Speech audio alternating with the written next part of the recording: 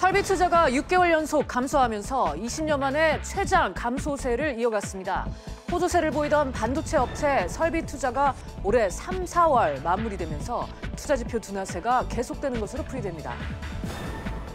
올 2분기 가계의 여유 자금이 전분기 대비 6조 원 가까이 감소했습니다. 가계의 여유 자금은 줄어든 반면 세소황이 이어지면서 정부의 여윳돈은 늘었습니다. 지난달 서울 아파트 값이 급등하면서 강남구 매매가 대비 전세가 비율이 심리적 저지선으로 볼 수 있는 50% 아래로 떨어졌습니다. 강남에서 전세를 끼고 집을 구하는 갭 투자가 사실상 어려워졌다는 분석입니다. 국회는 오늘 본회의를 열고 경제 분야 대정부 질문을 이어갑니다. 비인가 행정정보 무단 유출 논란을 두고 자유한국당 심재철 의원과 김동연 경제부총리의 격돌이 예상됩니다. 이상 이 시각 주요 뉴스입니다.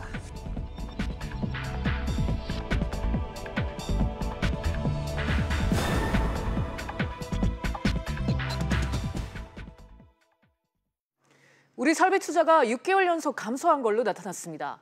외환위기 이후 20여 년 만에 가장 오랜 기간 마이너스를 기록하고 있는 건데요. 자세한 내용 취재기자 연결해 알아보겠습니다. 김성현 기자, 설비 투자 얼마나 감소한 겁니까? 네, 통계청 8월 산업활동 동향에 따르면 설비 투자는 1.4% 떨어졌는데요. 이는 외환위기 당시인 1997년 9월부터 1998년 6월까지 10개월 연속 감소한 이후 20여 년 만에 최장기간 감소한 겁니다. 그동안 설비 투자에서 큰 비중을 차지했던 반도체 제조용 기계 등 기계류 투자가 전달보다 3.8% 줄어들면서 전체 설비 투자도 감소한 것으로 분석됩니다. 다른 지표들도 전체적으로 좋지 못했다고요? 달보다 1.3% 감소했으며 건설 수주는 지난해 같은 달보다 32.1% 줄어든 것으로 나타났습니다. 소비를 나타내는 소매 판매는 보합 상태를 나타냈는데요. 지난 6월과 7월 2달 연속 증가세에서 보합 상태로 접어들며 내수가 다소 주춤한 모습입니다. 현재 경기 상태를 나타내는 동행지수 순환 변동치는 0.2%포인트 하락해 지난 4월부터 5개월 연속 감소세를 이어갔습니다. 네, 그러니까 내수 경기가 부진하다는 얘기죠? 네, 맞습니다. 한국은행에 따르면 지난 9월 제조업 업황에서 인식하는 경기 상황은 73으로 전달과 같은 수준이었는데요. 기업 형태별로 살펴보면 수출 기업은 2포인트 오른 반면 내수 기업은 2포인트 하락했습니다. 내수 기업의 경우 지난 2016년 3월 이후 가장 낮은 수준으로 떨어져 수출에 비해 부진한 모습을 보이고 있습니다. 지금까지 SBS CNBC 김성현입니다. 지난 2분기 가계의 여유 자금이 큰 폭으로 감소한 걸로 나타났습니다. 또 가계의 대출금은 늘었고 예금은 줄어든 걸로 확인이 됐는데요. 취재기자 연결해 자세한 내용 알아보겠습니다. 손석우 기자. 네, 손석우입니다. 네, 가계 여유 자금 얼마나 줄었습니까? 네, 한국은행이 발표한 지난 2분기 중 자금 순환 잠정치에 따르면 가계 및 비영리 단체의 지난 2분기 순자금 운용 규모는 11조 원입니다.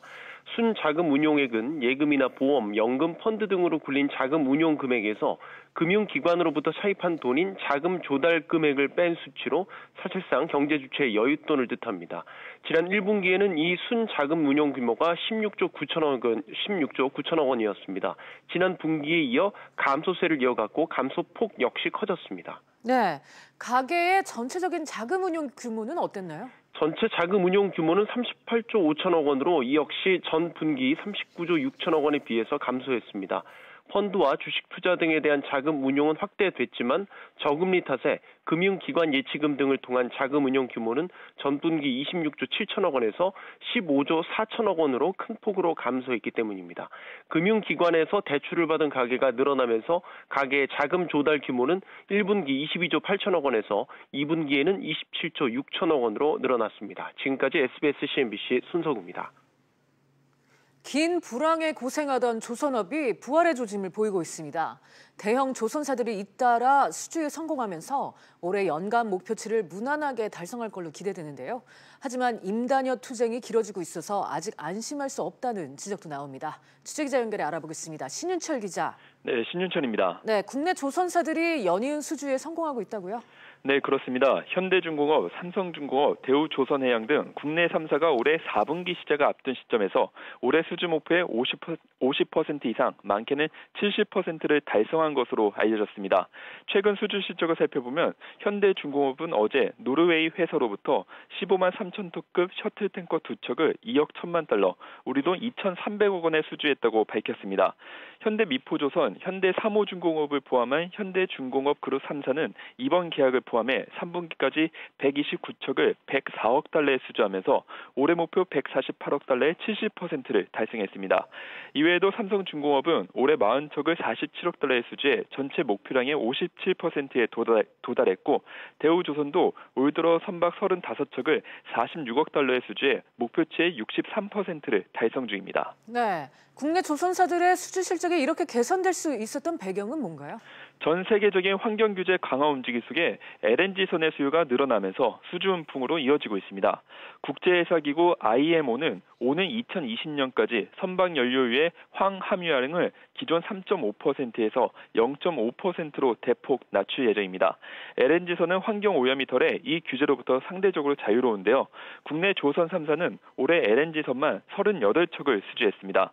현대중공업이 가장 많은 16척을 수주했고, 대우조선해양과 삼성중공업이 각각 12척과 10척을 수주했습니다. 네, 이런 반가운 소식에도 불구하고 노사 갈등이 조선업 부활의 변수가 될 것 같은데 노사 협상 어떻게 진행되고 있습니까? 네, 조선업계는 사실 여름휴가 전까지 임단협 타결을 예상했지만 추석이 지나 아직까지도 노사 합의가 지연되고 있습니다. 조선 3사 가운데 삼성중공업을 제외한 현대중공업과 대우조선해양은 노사 간 이견을 좁히지 못해 교착 상태입니다. 현대중공업의 경우 인력 구조 조정을 두고 부당 노동행위 고발 등 노사 갈등의 골이 깊어지고 있고, 대우조선해양 역시 노사 협상에 큰 진전은 없는 것으로 알려졌습니다. 지금까지 SBS CNBC 신윤철입니다. 국회에서는 오늘 경제 분야 대정부 질문이 진행됩니다. 정부 재정정보 유출의 의혹과 관련해서 야당과 정부가 정면으로 충돌하는데요. 취재기자 연결하겠습니다. 김한진 기자. 네, 김한진입니다. 네, 최근 불법 자료 유출 논란이 계속돼 왔는데 심재철 의원과 김동연 부총리 결국 외나무 다리에서 만났네요. 네, 심의원은 오늘 오후 국회 대정부 질문에서 자유한국당의 마지막 주자로 나서는데요. 두 가지 포인트가 관심입니다. 일단 심의원이 정부와 여당의 불법 열람 주장을 반박하면서 공언한 대로 문제의 정부 예산 시스템에 접속해 결산 자료를 다운로드하는 방법을 김 부총리 앞에서 시연하는 겁니다. 또 하나는 업무 추진비 사용 기록 추가 폭로인데요.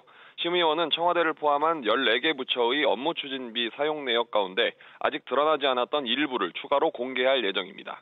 네, 정부와 여당도 두고 보지는 않겠다는 입장이죠. 네, 기재부는 어제 유출 자료에 남북정상회담 식자재 업체 정보 등 국가 안위에 영향을 미칠 수도 있는 정보들이 있다며 재외공간 보안시설과 경비업체 등 치안 관련 국가 주요 인프라 내용을 노출한 것은 심각한 문제라고 지적했습니다. 김동연 부총리도 이러한 내용을 토대로 해서 심의원에 맞설 전망입니다. 홍영표 민주당 원내대표는 이번 사건은 국가안보를 위협하는 반국가 행위라고 못 박는 등 여당도 강하게 비판하고 있습니다. 네. 그리고 신규 택지 후보지 유출과 관련해서 압수수색을 한 것에 대해서 여야 신경전이 만만치 않죠. 네, 신창현 민주당 의원은 경기 의왕과 과천 등 총 8곳을 국토부가 신규 공공택지 후보지로 검토한다는 내용을 공개하면서 지역과 시장의 혼란을 부추겼다는 비난을 받았습니다. 어제 검찰은 신창현 의원실을 압수수색해 하드디스크와 휴대전화 등을 확보했는데요. 이해찬 민주당 대표는 국가 기밀이 아니기 때문에 법적 문제가 없는데 압수수색은 의아하다고 밝혔습니다. 한국당은 심재철 의원은 나흘 만에 압수수색하더니 여당 소속인 신창현 의원은 19일 만에 압수수색을 했다며 심재철 의원 수사를 물타기 위한 것이라고 지적했습니다. 지금까지 SBS CNBC 김한진입니다. 지난달 서울 강남구 아파트의 매매 가격 대비 전세가, 즉 전세가율이 50% 아래로 내려왔습니다. 전세 가격이 매매가의 절반이 안 된다는 건데요. 취재기자 연결해 알아보겠습니다. 이광호 기자. 네, 이광호입니다. 네, 우선 전세가율 움직임부터 설명을 해주시죠. 네, 지난 2016년 초 65%에 육박했던 강남구 아파트의 전세가율은 지난달 48.9%를 기록했습니다. 2년 반 만에 20%포인트 가까이 하락한 겁니다. 강남구뿐만 아니라 용산구와 송파구 전세가율도 50% 선에 거의 근접해서 전세가율 하락세가 이어진다면 조만간 50% 선이 깨질 가능성이 높습니다. 서울 전체 전세가율도 지난해 4월 이후 17개월 연속 하락해 61.7%를 기록했는데 이는 지난 2014년 1월 이후 4년 7개월 만에 가장 낮은 수치입니다. 네, 왜 이렇게 전세가율이 하락한 건가요? 네, 쉽게 말씀드리면 집값이 단기간에 많이 올랐기 때문입니다. 전세값은 안정적인 반면 집값은 급하게 뜀박질을 하면서 전세 가격과 매매 가격 간의 차이가 크게 벌어졌다는 얘기입니다. 실제 한국감정원 통계에 따르면 올해 들어 지난달까지 서울 아파트 값은 7.54% 올랐는데 전세값은 0.02% 떨어졌습니다. 네, 이렇게 전세가율이 떨어지면 부동산 시장에 어떤 영향이 생깁니까? 네, 가장 긍정적인 효과는 갭 투자가 어려워진다는 겁니다. 갭 투자라는 게 전세 가격과 매매 가격 간의 차이가 적어서 전세를 끼고 비교적 적은 돈으로 집을 구입하는 투자 방식인데 이렇게 전세가와 매매가 간의 차이가 벌어지면 전세를 끼고도 집을 사는 비용이 늘어나게 돼 그만큼 갭 투자하기가 어려워지기 때문입니다. 다만 이제 가을 이사철이 다가왔기 때문에 전세 수요가 몰려 전세값이 오르면 전세가율이 다시 오를 수도 있습니다. 지금까지 보도국에서 전해드렸습니다. 부동산 실거래가를 허위로 신고했다가 적발되는 건수가 최근 급증했습니다. 더불어민주당 윤관석 의원이 국토교통부에서 제출받은 자료에 따르면 실거래가 위반은 2016년 3,800여 건, 지난해에는 7,200여 건, 올해는 상반기에만 4,400여 건이 적발됐습니다. 최근 3년도 되지 않은 기간 동안 15,000건 넘는 위반 건수가 적발됐으며 그중 부동산 가격 거품을 조장하는 업계약 적발도 700건이 넘었습니다. 건강이나 다이어트 목적으로 인기를 끌고 있는 클렌즈 주스, 흔히 해독 주스라고 많이 부르죠. 시중에 판매되고 있는 이 클렌즈 주스의 상당수가 실제로는 광고하는 것과 같은 효과는 없는 걸로 나타났습니다. 자세한 내용 취재기자 연결해 알아보겠습니다. 조슬기 기자. 네, 조슬기입니다. 네, 시중에 클렌즈 주스를 표방하는 제품들이 꽤 많은데 정작 다이어트나 독소 제거에는 별 효과가 없다고요? 네, 클렌즈 주스라고 광고하는 제품이 실제 영양학적으로 보면 일반 과일이나 야채 주스와 별 차이가 없는 걸로 조사됐습니다. 식약처가 클렌즈 주스 제품과 일반 과일이나 야채 주스 제품을 수거해 영양 성분을 직접 분석했는데요. 제품 100ml당 총 열량 40에서 46kcal, 나트륨은 37에서 54mg, 또 당류는 19에서 22g을 함유하고 있었습니다. 그러니까 소위 클렌즈 주스라고 해서 특별하게 칼로리가 더 낮다거나 다이어트에 도움을 줄 만한 성분이 들어있는 건 아니란 뜻입니다. 또한 그 몸에 독소를 빼주거나 피를 맑게 하고 피부세포 노화를 억제하거나 암을 예방한다는 내용은 허위 과대 광고라고 지적했습니다. 네, 그럼 이런 허위 과대 광고로 식약처에 적발된 업체는 얼마나 됩니까? 네, 모두 25개 제품 97개 업체입니다. 다이어트와 디톡스 효과가 없는데도 온라인 쇼핑몰 등에서 허위 과대 광고로 적발되는 곳인데요. 유형별로는 디톡스 효과 표방 등 사실과 다른 광고가 139건으로 가장 많았고 건강식품 오인 광고가 45건, 또 치료효과 표방 광고가 34건 이렇게 집계됐습니다. 식약처는 클렌즈 주스 효과가 과학적으로 검증되지 않은 만큼 건강 유지에 도움을 얻으려면 인체에 유용한 기능 성분을 함유한 건강 기능식품을 차라리 선택하는 게 더 바람직하다고 덧붙였습니다. 지금까지 SBS CNBC 조슬기입니다. 서울시가 내년도 생활임금 인상률을 대폭 올리면서 시급 10,000원대가 확정됐습니다. 지역경제 활성화란 긍정적인 효과는 기대가 되는데 지자체 재정 부담과 근로자 간의 형평성은 과제로 남은 상황입니다.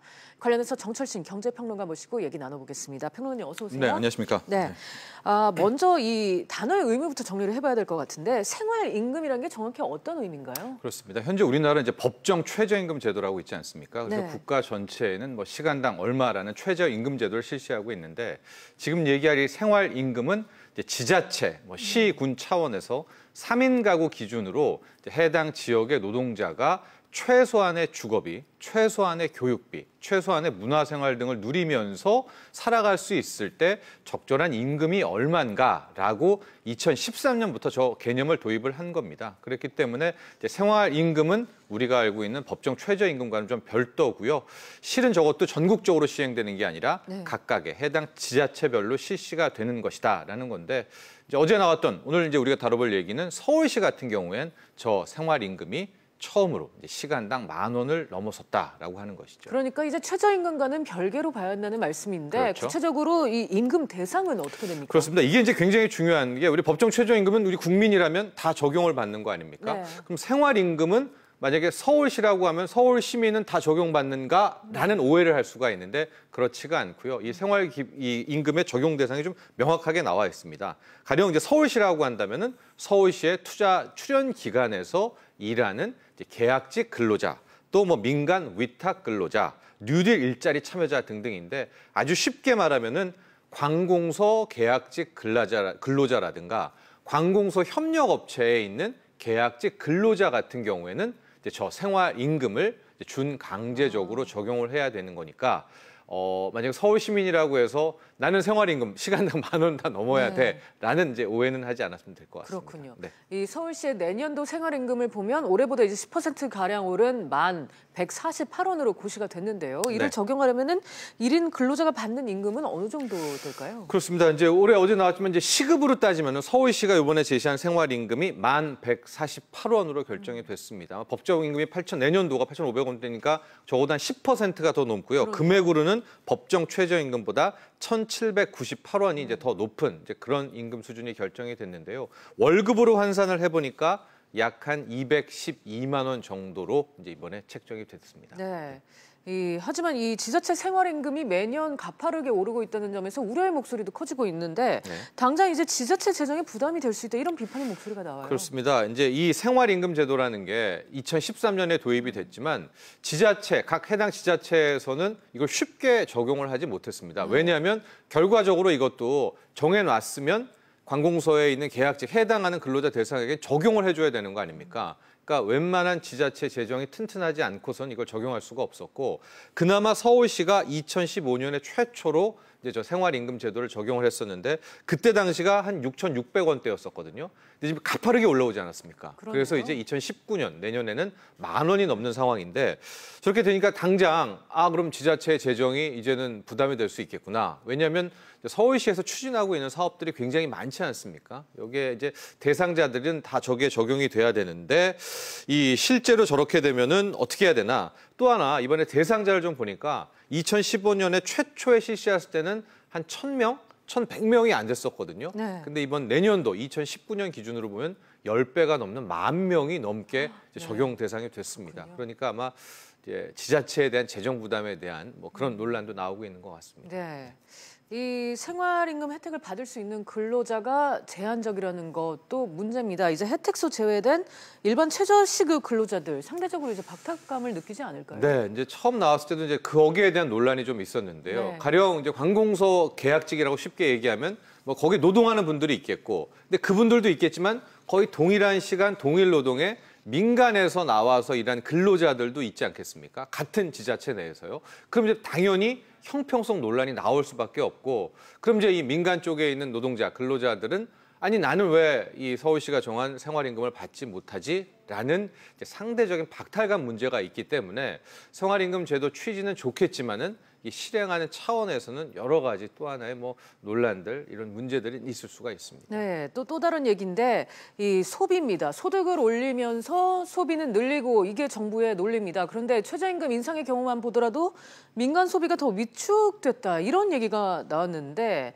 뭐 이런 측면에서 좀 걱정되는 면은 없을까요? 근데 이건 좀 두 가지 측면으로 봐야 될 것 같습니다. 가령 이제 최저임금 인상이라는 것은 전 국민에게 이제 적용이 되는 것이고 실질적으로 이제 사적 섹터에 적용을 해야 된다는 말이죠. 네. 그래서 방금 얘기한 이제 그런 우리가 원치 않는 역효과가 나오는 거거든요. 가령 최저임금을 올리니까 소상공인분들, 상인분들이 힘들어서 오히려 공용을 더 줄이게 되고 그래서 우리가 생각한 만큼 이제 소비가 위축되는 그런 악순환 우려가 있는데 이제 이 생활임금 부분은 실제로 관 사이드에서만 적용이 되는 것이고요. 재정을 투입해서 이게 흘러가는 돈이기 때문에 의외로 법정 최저임금과는 다르게 이 생활임금은 뭐 재정을 통한 부양 효과 이런 것도 약간 훨씬 더 효과성 측면에서는 높다 이렇게 판단해 볼 수가 있겠습니다. 그렇군요. 이 생활임금이 이제 적용이 되는 거는 이제 당장 적용이 되나요? 어떻게? 그렇습니다. 이제 네. 내년도는 이제 네. 2019년부터 적용이 네. 될 수가 있겠고요. 이 10,000원이 넘는 만 원이 기준으로요? 넘는 것들은 네. 적용이 되고 앞서 말한 것처럼 아마 대상자는 10,000명이 넘을 것이고요. 네. 서울시에서 추진하는 관공서에서 이런저런 이제 사업들의 결과적으로 대상자가 포함이 되고 있으니까요. 아마 이제 다른 지자체도 서울시의 생활임금 수준을 보고 각자에 맞는 어떤 임금 수준들도 정하지 않을까 이렇게 분석이 되고입니다. 네, 알겠습니다.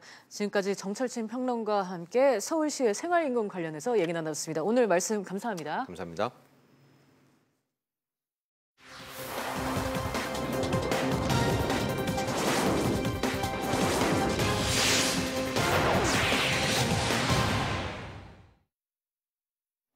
생활 속 숨어있는 경제 트렌드를 읽어보는 시간입니다.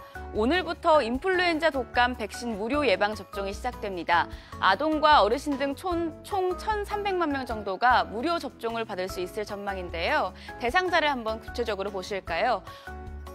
대상자를 보시면 구체적인 대상 살펴보시면 어린이는 2006년 1월 1일부터 2018년 8월 31일 출생아까지, 즉 만 12세 이하 아동이 되겠고요. 어르신 같은 경우에는 1943년 12월 31일 이전 출생자, 만 75세 이상 어르신이 대상이 됩니다.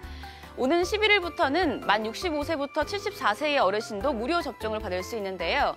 단 의료 취약 지역 주민과 당일 진료 환자, 장애인에 해당한다면 오늘부터도 접종이 가능합니다. 해당되시는 분들은 꼭 접종 가능 일자를 확인해 보시길 바랍니다. 어린이 중 지난달 11일부터 예방접종을 시작한 2회 접종 대상자는 1차 접종 후 한 달 간격으로 2차 접종을 받아야 합니다. 구체적인 대상을 보시면 2회 접종 대상자는 생후 6개월부터 만 8세 이하, 지난달 11일부터 1차 접종을 받은 어린이가 되겠고요. 혹은 올해 7월 이전까지 1회 접종을 그친 아이가 되겠습니다. 꼭 확인하고 2차 접종 완료하셔야겠습니다. 이번 독감 예방접종 무료 실시 기간은 오는 11월 15일까지인데요. 보시면 11일 15일까지 전국 보건소와 지정의료기관에 19,749곳에서 가능하시고요. 11월 16일부터는 전국 보건소에서만 독감 예방접종 받을 수 있으십니다. 지정의료기관 여부는 예방접종 도우미 홈페이지나 질병관리본부 콜센터로 문의하시면 확인하실 수 있습니다. 지금까지 생활 속 숨어있는 경제 트렌드 장현지였습니다.